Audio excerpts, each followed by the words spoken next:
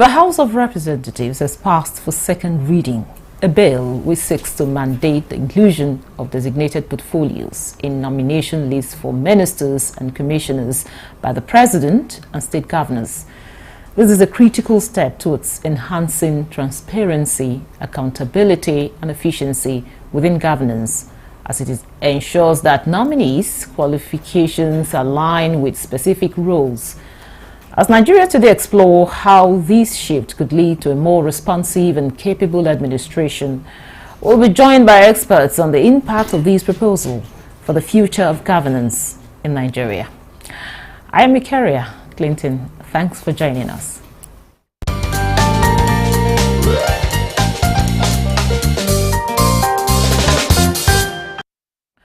Now with us in the studio for the conversation is Ahmed Sajo, is a former commissioner and also a public affairs analyst. You're welcome to Nigeria Today. Yeah, thank you very much.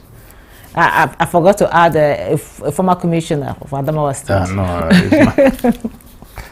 okay, and also joining us via Zoom is Jide Ujo. He's a public affairs analyst. Jide, good to have you on Nigeria Today. It's my pleasure. Okay, happy New Month. Happy New Month to you, Jide.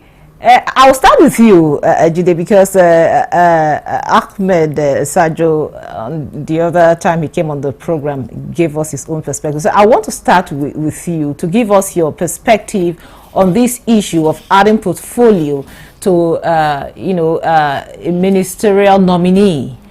Of course, for the federal level. Now, for the state level, also commissioners, just like the House of Representatives has passed the bill for second reading. What do you make of it? It's a welcome development. In fact, in my column in the Punch newspaper this Wednesday, 2 days back, I actually commended President Bola Tinubu for setting that pace in nominating the 7 new ministers that has just been confirmed and adding their portfolios to the designation. I mean, the portfolio that they are designated to the CVs that are submitted. It helps the assembly, whether national or state, to do a more thorough job, to know whether the president's choice of designation and even the person are eminently qualified, and it guides them in the screening. So you recall that, was it yesterday or 2 days back that the Senate did the screening? For instance, they were able to grill, for a limited time anyway, Bianca Ojukwu, alongside what she will bring to the table as Minister of State for Foreign Affairs. And she recounted her experience when she was Nigerian ambassador to Spain and the effort she made to revitalize and refurbish the Nigerian embassy in Barcelona, and how she was able to also refurbish the residence of the ambassador. She told the world that for a whole year, when she assumed duty in Spain, she was living in an hotel, but had to refurbish. So you could see that it's the fact that she has been a former ambassador and now a Minister of Foreign Affairs designate. The President of the Senate was able to ask the appropriate question about what she would do different if confirmed. There was also the gentleman from Kano who had been a former member of the Housing Corporation in Kano and former Speaker of the Kano State House of Assembly, and also currently a member of the National Commissioner for Public Complaints Commission. I also watched his own screening where they were able to ask him if confirmed as a Minister of State for Housing, what he would do different. So what I'm saying in essence is that it helps having the portfolio attached to the CV of every nominee, whether you are a minister or commissioner. Assist will be of immense benefit to the lawmakers to be able to properly screen the nominees. And you know, this has actually been the usual practice for other departments and agencies.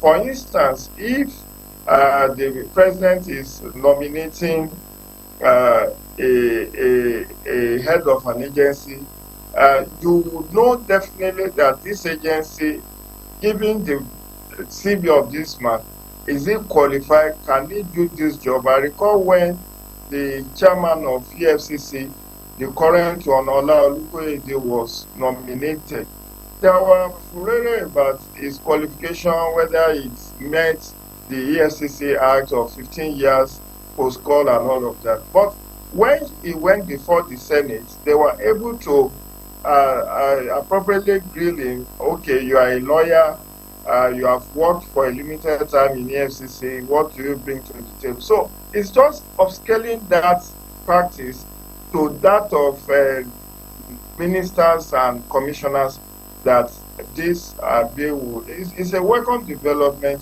if we can have a legal backing for this, so that subsequently presidents and governors will not just act arbitrarily, nominating people without stating where these commissioners or these ministers will serve and whether they actually have the requisite skill set, knowledge to pilot the affairs of where they are being sent to. To you, Ahmed, of course, I allowed you to speak there because you have already told us what you felt about it, even before we're talking about this bill today. Now, how well do you think this will prepare the commissioners? Because we've been talking about the House of the National Assembly asking them the right questions, scrutinizing them appropriately. But how well will this prepare the individuals? We're talking about the persons, the ministers and the commissioners, the nominees now for the job at hand. Yeah, I let me say that the last time I was here, I told you that President Bola Ahmed Tinubu is an innovator, and I pray that the presidency has set now should subsist beyond his administration and should go down to the states and have been vindicated. The National Assembly is now working towards putting it as part of the law. And then another thing that a lot of people don't understand is that at the time they were nominating ministers without portfolios, they go to the National Assembly and they are cleared.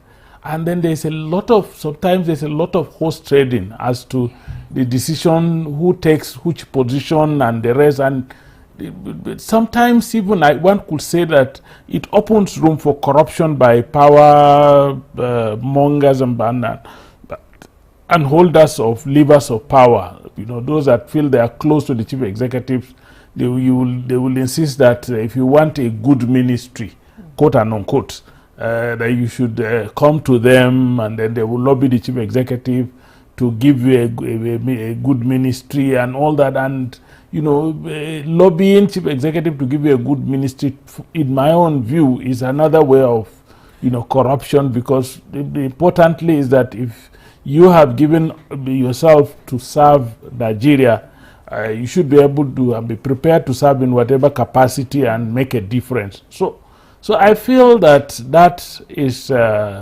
it's going to stop all of that lobbying for portfolios. It's now going to be directly, the president nominates you, the governor nominates you with your portfolio. So there's no lobbying in it.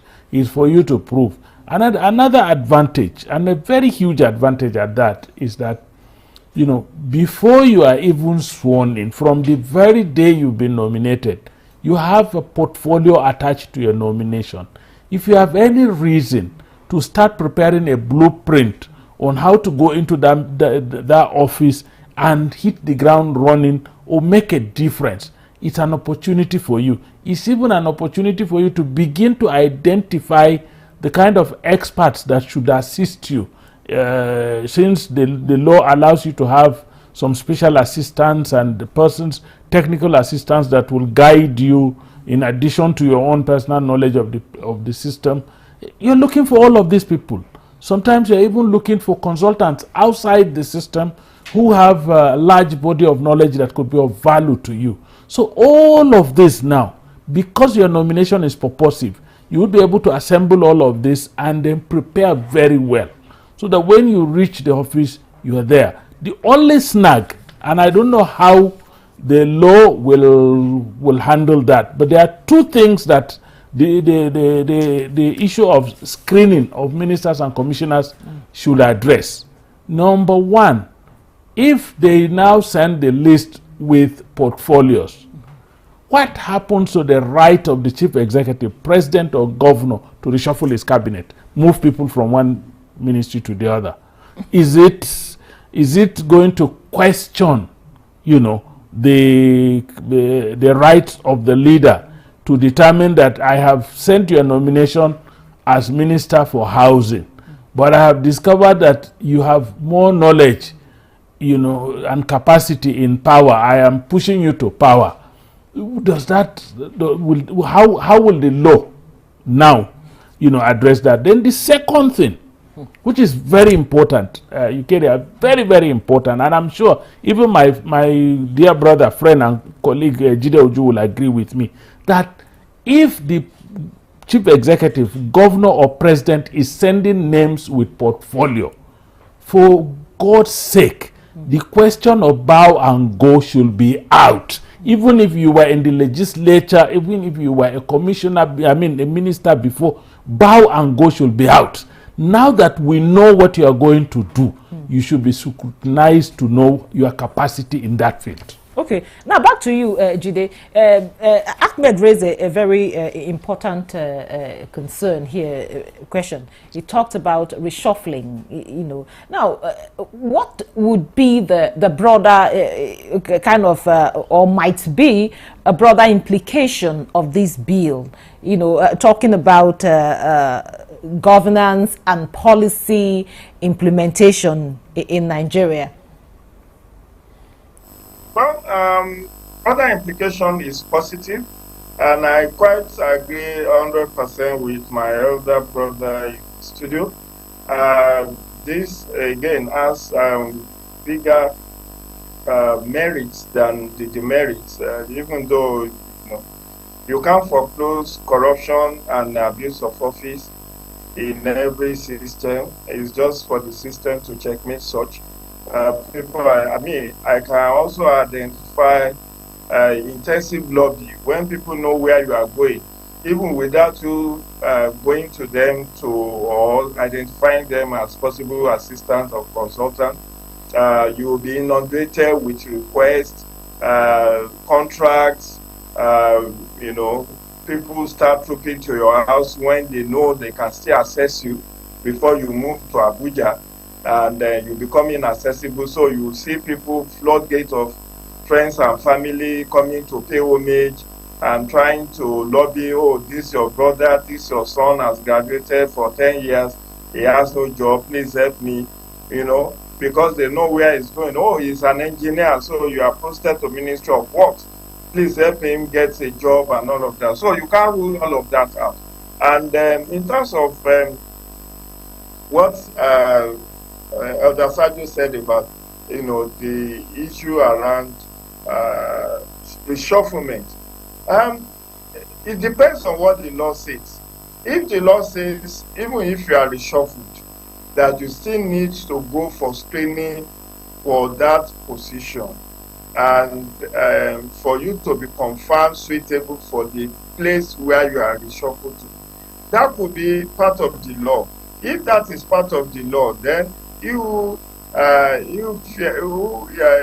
have done well where you are serving, and the president feels that you will serve better in another ministry, you should not be afraid to go to the Senate for that screening. But if it is not part of this bill, it then means that discretionary power will still be left with the president. Don't forget, even what we have seen in the last 1.5 years, was a lot of orchestrating and lobbying ahead of the screening exercise. You had people who were dropped on the morning of their screening. You have people who were whose earlier advertised ministries were changed. I recall the incumbent minister of Niger Delta was earlier scheduled to be Minister of Youth before it was changed to Minister of Niger Delta. That of Minister of Marine and Blue Economy was supposed to be, was earlier advertised to be going to Minister of Transportation. So the president, ahead of the inauguration, still reshuffled. So the point is, what this law will do primarily is to help the National Assembly or the State Assembly, as it may be, to have proper screening, QED. In terms of governance, it now depends on individuals who have been given that privilege, because it's a privilege. It's not a right, it's a privilege. And as I said in my column in the Punch, every minister, everyone in our authorities serve at the pleasure of the president. They are his lieutenants. They are the only secure position in a government is that of elected representatives. So if you are elected councillor, elected chairman, elected State House of Assembly member, senator, or House of Reps, you have a 4-year guarantee. There is no guarantee that at inauguration or the president could still not drop any of these 7 ministers if there is a lobby, intense lobby for them to be changed. So nothing is cast in stone. The point is, I am more concerned about the delivery of these commissioners. How will they deliver on their assigned portfolio? For instance, even when I watched the screening of the newly appointed Minister of State for House, and the President of the Senate asked him, this is the ministry where you are going. What do you have to bring to the table? The man politely said, look, I need to get inaugurated and see what is on ground before I will know my area of intervention and input. I need to be inaugurated first. And that is being cautious, because one thing that this whole ministerial nomination hasn't solved is the issue of minister and minister. Mr. Ajide, I'll have to stop you here so that Sergio will say something. Okay, also looking at the people, because somehow it was like a relief when we saw the portfolios. I would say, okay, this person is taking this position or this ministry. This other person is manning this other ministry.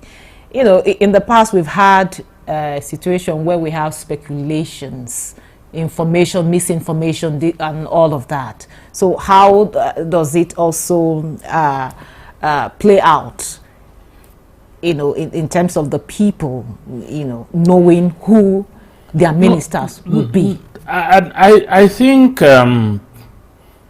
it also gives the citizens an opportunity to do proper citizens oversight.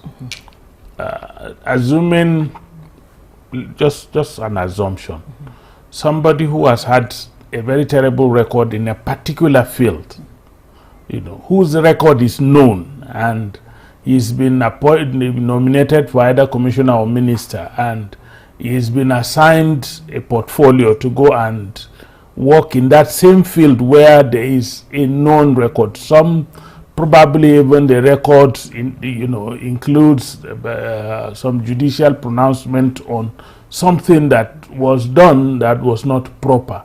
It behoves the citizens to rise up and say, look, you can do this, Chief Executive.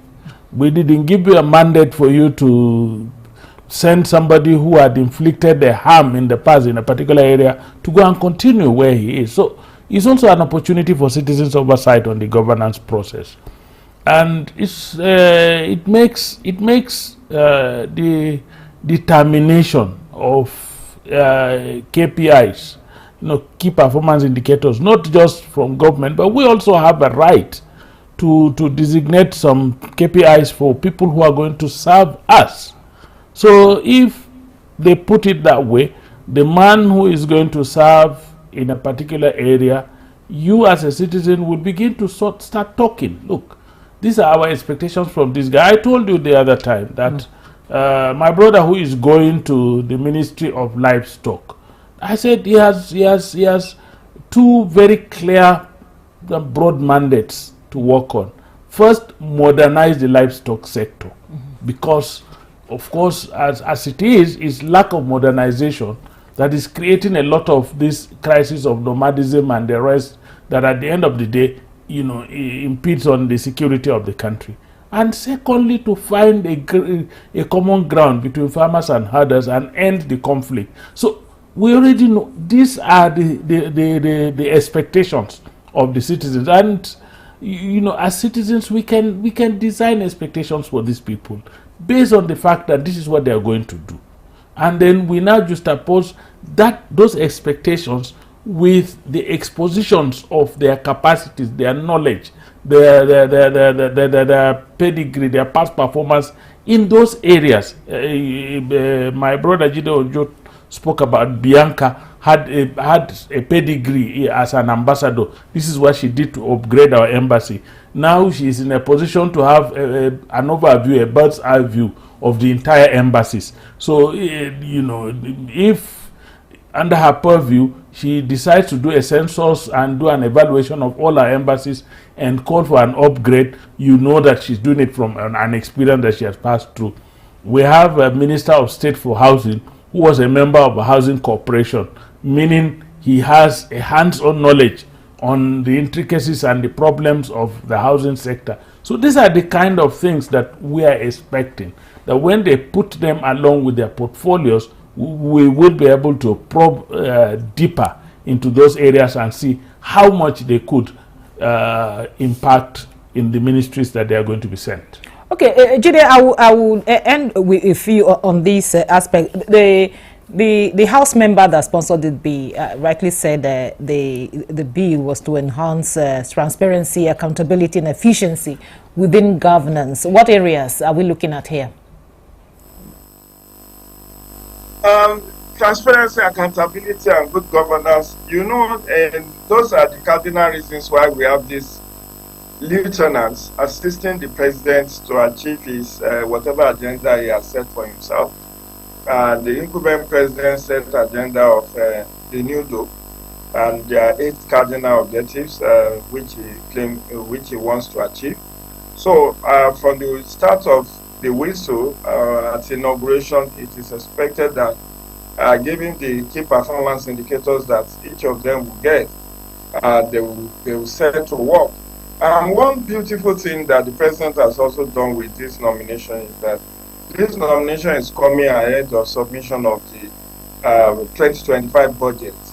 Because if it had been done in January when the budget for the year had been passed, it will have caused a lot of dislocation because this new ministry, for instance, livestock development was not there.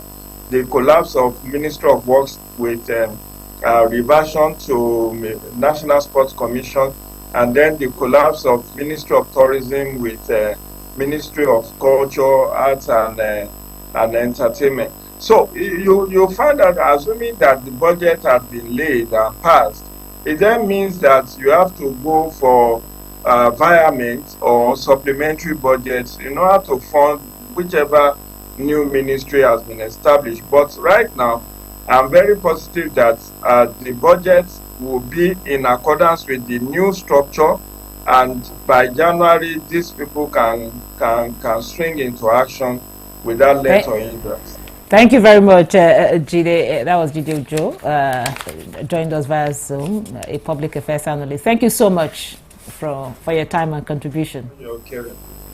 It's my pleasure, Kerry. And here in the studio, we had Ahmed Sajo, a former commissioner at Adamawa State and also a public affairs analyst. Thank you so much for thank you. honoring us with your presence. As always, very short program. Thank you for being part of the program. Don't forget, Nigeria Today airs every weekday at 7:30 p.m. on NTA News 24. You can also check out this episode and others on www.youtube.com/NTA News 24. Once again, thank you for being part of the program. I'm Ikeria Clinton. Have a wonderful weekend. Goodbye.